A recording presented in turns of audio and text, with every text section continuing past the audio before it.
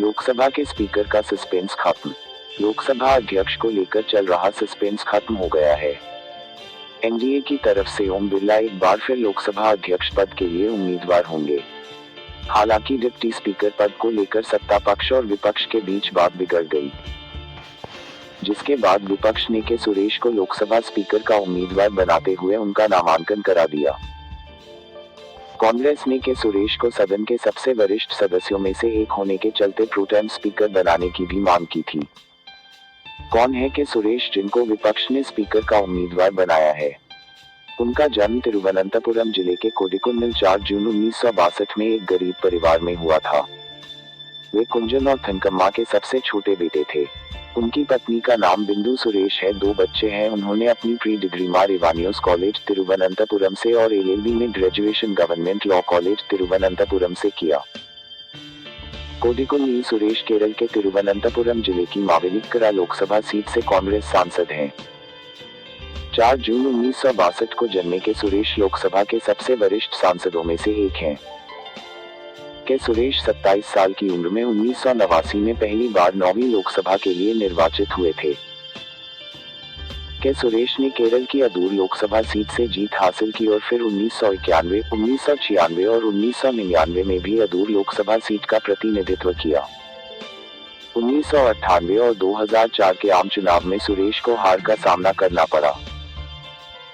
साल 2009 के आम चुनाव में के सुरेश ने अपना निर्वाचन क्षेत्र बदला और मावेलिक्करा सीट से चुनाव लड़कर जीत हासिल की। उसके बाद से सुरेश लगातार जीतकर अब 2024 लोकसभा चुनाव में 8वीं बार संसद पहुंचे हैं। यूपीए सरकार में राज्य मंत्री और कई और पद। 2024 के चुनाव में के सुरेश ने सीपीआई उम्मीदवार अरुण कुमार सीए को 3.5 लाख से ज्यादा वोटों से हराया।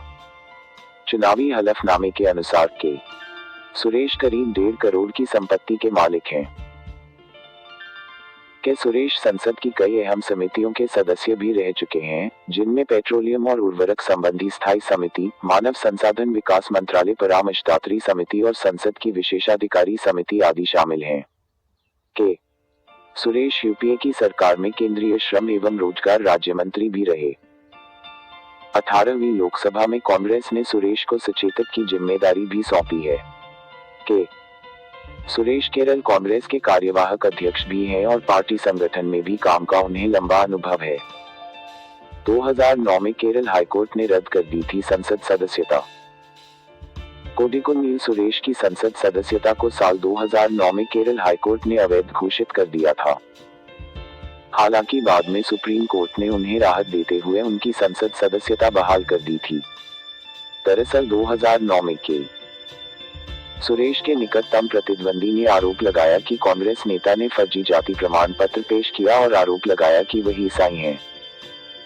सुरेश चेरामार समुदाय के सदस्य नहीं हैं और इसलिए अनुसूचित जाति के नहीं हैं।